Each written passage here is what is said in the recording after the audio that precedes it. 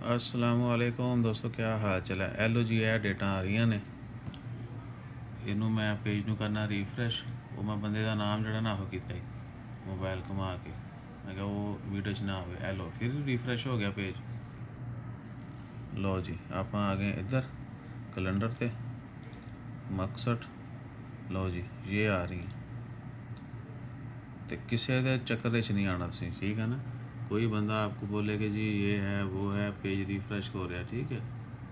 एक दफ़ा फिर देख लिया जी कि जी जल्दी की अपॉइंटमेंट मैं ही लैके दे सकदा, विकदी है खरीदनी पैंदी है नहीं, खोते तुहाडू उन्होंने मेरे को लैके और मैं सिखावांगा काम।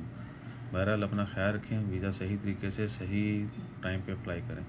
जिमें गोल जड़ा ना हर दूरों दूरों नहीं होता, पूरे ग्राउंड में से कहीं से भी आप किक मारेंगे तो गोल नहीं होगा। उसके लिए आपको गोल के पास जाना पड़ेगा, सही सिमा डायरेक्शन ये वो पूरी जजमेंट के बाद।